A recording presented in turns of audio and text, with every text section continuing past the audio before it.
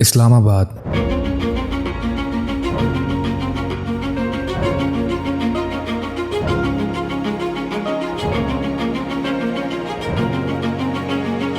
पाकिस्तान के खूबसूरत तरीन शहरों में से एक शहर है जो कि दिलकश मारगला पहाड़ियों के अंदर वाक़या है।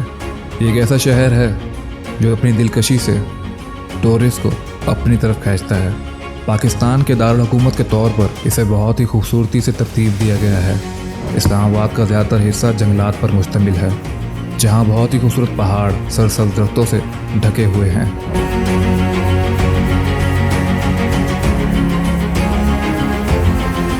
जहाँ की ढलानुमा सड़कें इंसान को हैरतज़दा कर देती हैं। लेकिन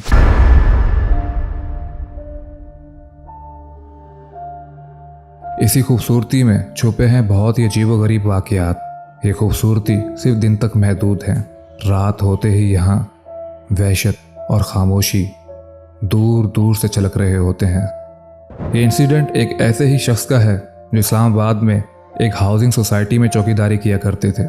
किसे क्या पता आप जहाँ काम कर रहे हैं या रह रहे हैं वहाँ और भी मखलूक़ात हैं जिनका सामना आपसे कभी न कभी हो ही जाता है।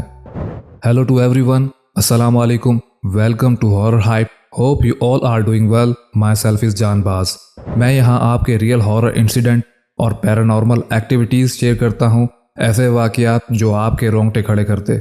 अगर आप भी अपने हॉरर इनकाउंटर शेयर करना चाहते हैं तो मैंने नीचे डिस्क्रिप्शन में एक जीमेल आईडी और व्हाट्सअप नंबर दिया है जहाँ पे आप अपने वाक़यात सबमिट कर सकते हैं। आज की स्टोरी हमें सदाम ने सेंड की है। Thank you so much Saddam. I hope you are fine and happy with your family. So, sit back, dim the lights, and prepare to face your fears.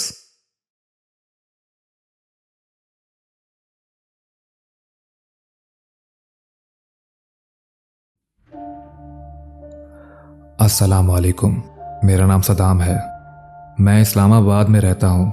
मेरा घर रावल टाउन में है जो कि रावल डैम के करीब है। ये वाक़या आज से 10 साल पुराना है जब रावल टाउन एक तकरीबन न्यू सोसाइटी थी। इस सोसाइटी में चंद गिने चुने घर थे और वो भी एक दूसरे से काफ़ी फासले पर थे। चंद घर होने की वजह से वहाँ एक चौकीदार का अरेंजमेंट किया हुआ था जो रात को पूरे रोड्स पर अलर्ट रहता था।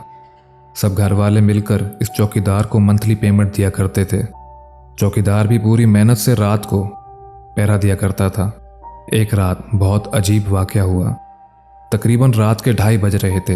मैं अपने घर के ऊपर वाले फ्लोर में सो रहा था क्योंकि मैं एक फ्रीलांसर हूँ और ऊपर अलग अपना सेटअप बनाया हुआ था और वहीं काम करके सो जाया करता था। मैं अपने रूम में सो रहा था तो अचानक से मुझे चिल्लाने की आवाज़ आई, बहुत तेज़ आवाज़। मैं एकदम घबरा कर उठा और मामला समझने लगा कि आखिर ये आवाज़ कहाँ से आ रही है। मेरे कमरे में एक फ्रंट पर विंडो थी और विंडो के सामने ही रोड था। कुछ देर बाद गौर किया तो वो चिल्लाने की आवाज़ बाहर से आ रही थी। मैं फ़ौरन से उठा और विंडो की जानिब बढ़ा।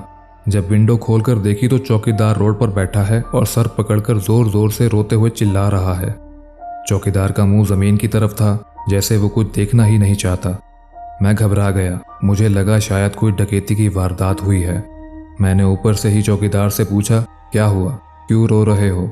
लेकिन वो इतना डरा हुआ था कि मेरी तरफ देख ही नहीं रहा था। मैंने बार बार पूछा कि क्या हुआ, लेकिन वो साकिन बैठा रो रहा था। अब मैं खुद घबराया हुआ था कि कैसे नीचे जाकर बात करूं, कहीं कोई चोर वगैरह घात लगा कर ना बैठे हों। इतनी ही देर में मेरे अब्बू वगैरह भी उठ पड़े इसके शोर से। अब्बू भी ऊपर आ गए और पूछने लगे, क्या मसला हुआ है, क्यों रो रहे हो?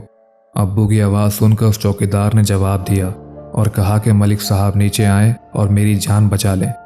मोहल्ले में सब अब्बू को मलिक साहब बुलाया करते थे और फिर अब्बू ने एक डंडा उठाया और चौकीदार की तरफ गए।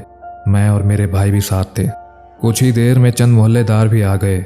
जब हम चौकीदार के पास पहुंचे तो वो बहुत डरा हुआ था और अब्बू ने उसे दिलासा दिलाया कि हम आ गए हैं, कुछ नहीं होता, बताओ क्या हुआ।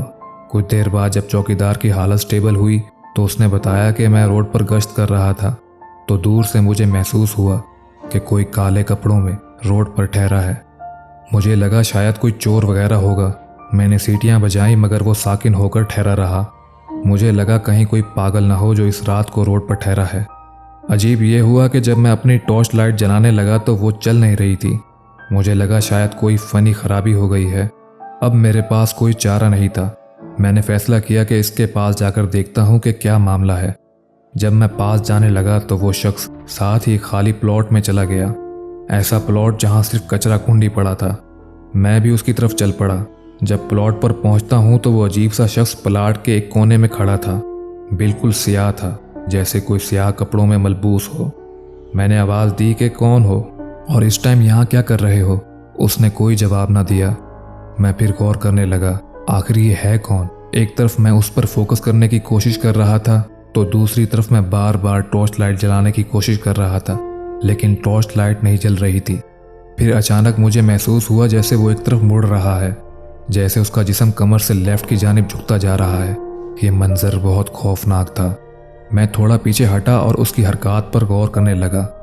پھر وہ آہستہ آہستہ سے سیدھا ہو گیا اور اچانک سے وہ نیچے پیٹ کے بل لیٹ گیا، اور اس جگہ بہت سا کچرا تھا جہاں لوگ اپنا کچرا پھینکا کرتے تھے۔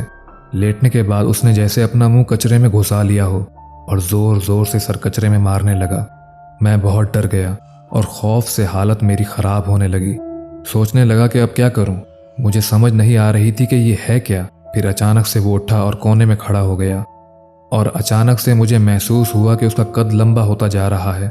تقریباً اس کا قد 12 سے 13 فٹ ہو گیا، اور میں ابھی سوچ ہی رہا تھا کہ یہاں سے بھاگوں اور لوگوں کو اکٹھا کروں۔ اتنے میں وہ عجیب سی مخلوق میری طرف بڑھنے لگی، اور یوں محسوس ہوا کہ وہ تیزی سے میری طرف آ رہا ہے۔ میں اتنا ڈرا کہ وہاں سے بھاگ کھڑا ہوا اور چیختے ہوئے آپ کے گھر کے سامنے نیچے بیٹھ کر زور زور سے رونے لگا۔ اور اس طرح آپ لوگ آ گئے۔ ہم سب اکٹھے ہو کر کچھ لائٹس وغیرہ لیں اور اس خالی پلاٹ کی طرف چلے گئے، مگر وہاں کوئی بھی نہیں تھا۔ ہم سب خوفزدہ ہو گئے۔ وہ رات بہت ہی ڈراؤنی تھی۔ اس رات کے بعد وہ چوکیدار وہاں سے چلا گیا۔ پتہ نہیں اس بیچارے پر کیا گزری ہوگی۔ اس واقعے سے مغرب کے بعد کوئی بھی نہیں نکلتا تھا۔ اس واقعے نے ہم سب سوسائٹی والوں کے رونگٹے کھڑے کر دیے تھے۔ اس چوکیدار کے چلے جانے کی وجہ سے رات کو اور زیادہ خوفناک منظر ہوتا تھا۔ کچھ دنوں کے بعد ہم سب نے ایک اور چوکیدار کو ہائر کیا۔ 15-20 دن تک تو وہ بھی بالکل ٹھیک ڈیوٹی دے رہا تھا، لیکن ایک دن اس نے بھی ڈیوٹی دینے سے منع کر دیا۔ جب وجہ پوچھی تو اس نے کہا کہ جیسے ہی گہری رات ہوتی ہے یہاں عجیب و غریب ایکٹیویٹیز ہوتی ہیں، کبھی چلانے کی آوازیں آتی ہیں تو کبھی ایسا محسوس ہوتا ہے جیسے بہت سے لوگ جمع ہو کر باتیں کر رہے ہوں۔ اور اسی طرح وہ بھی چھوڑ کر چلا گیا۔ کچھ دن بعد ایک اور چوکیدار ہائر کیا۔ کچھ دن تک تو وہ بھی صحیح ڈیوٹی دیتا رہا، لیکن ایک رات اس نے بھی یہ کہہ کر ڈیوٹی سے منع کر دیا کہ میں روڈ پر گشت کر رہا تھا تو اچانک سے مجھے زور سے لوگوں کا شور محسوس ہوا، جیسے کوئی شادی ہو، مرد، بچے اور عورتوں کا ہلہ گلہ ہو، اور ساتھ میں ڈھول اور شہنائی کی بھی آواز آ رہی تھی۔ میں بہت گھبرا گیا کہ رات کے تقریباً 2:30 بجے یہ کیسی آوازیں آ رہی ہیں۔ دور دور تک کوئی شادی نہیں تھی۔ ایسے ہی یہ چوکیدار بھی چلا گیا اور ہماری سوسائٹی میں پھر سے خوف کا ڈیرا تھا، کیونکہ اس سوسائٹی میں صرف 8 سے 9 گھر تھے اور وہ بھی دور دور۔ پھر سب نے فیصلہ کیا کہ 2 چوکیدار ہائر کرتے ہیں، شاید ڈیوٹی کرتے ان کا خوف کم ہو اور یہ آرام سے گشت کر سکیں۔ اور پھر سب اس بات پر متفق ہوئے اور 2 چوکیدار کو ہائر کیا۔ وہ دونوں چوکیدار لمبے عرصے تک ڈیوٹی دیتے رہے، مگر وہ بھی بہت سی ایکٹیویٹیز کے بارے میں بتایا کرتے تھے، لیکن 2 ہونے کی وجہ سے وہ زیادہ گھبرایا نہیں کرتے تھے۔ اب اتنے عرصے کے بعد بہت زیادہ آبادی ہو گئی ہے، اب سب کچھ نارمل ہے۔ ان سب ایکٹیویٹی کی وجہ ہماری سوسائٹی کے ارد گرد جنگل تھا، جو کہ آپ کو معلوم ہوگا اسلام آباد کا زیادہ تر حصہ جنگل پر مشتمل ہے۔ ہماری سوسائٹی بھی جنگل کا حصہ کاٹ کر بنائی گئی تھی، شاید اسی وجہ سے وہاں اتنے خوفناک اثرات تھے۔ جان باز بھائی، یہ تھا میرا پرسنل انسیڈنٹ، اور میرے پاس ایک راول ڈیم کا انسیڈنٹ ہے، امید ہے وہ بھی آپ کے ساتھ بہت جلد شیئر کروں گا۔ اللہ حافظ۔ اس انسیڈنٹ کا سب سے کریپی مومنٹ مجھے جو لگا وہ یہ تھا جب وہ بتا رہے تھے کہ ایک پلاٹ کے کونے میں وہ مخلوق جب اس کا اپر باڈی رائٹ سائڈ پہ یا لیفٹ سائڈ پہ موو ہو رہا تھا یا جھک رہا تھا یا مڑ رہا تھا، اٹس ویری کریپی یار، یہ بہت کریپی مومنٹ تھا۔ اور ایک اور مومنٹ جب وہ کہہ رہے تھے کہ کچرے پہ وہ مخلوق لیٹ گئی اور وہ اپنا سر بار بار کچرے میں مار رہی تھی یا گھسا رہی تھی، یہ بھی بہت کریپی تھا۔ اللہ پاک ہم سب کو ہر دکھ سے، ہر درد سے، ہر پریشانی سے، ہر مشکل سے، ہر تنگی سے، ہر بیماری سے، ہر آفت سے، ہر شیاطین سے، ہر حاسدین سے، ہر دشمن سے اور ہر برے جنات سے ہماری حفاظت فرمائے۔ آئی ہوپ آپ کو یہ ایپیسوڈ پسند آیا ہوگا۔ اگر پسند آیا ہے تو لائک، شیئر، کومنٹ ضرور کر دیجیے گا، اور مزید ایسی ویڈیوز کے لیے چینل کو سبسکرائب کر لیں اور بیل آئیکن بھی پریس کر لیں تاکہ ہر نئی ویڈیو آنے سے پہلے آپ کو نوٹیفیکیشن آ جائے۔ تب تک کے لیے اپنا اور اپنے گھر والوں کا خیال رکھیے گا۔ ملتے ہیں نیکسٹ ایپیسوڈ میں ایک نئے انسیڈنٹ کے ساتھ۔ اللہ حافظ۔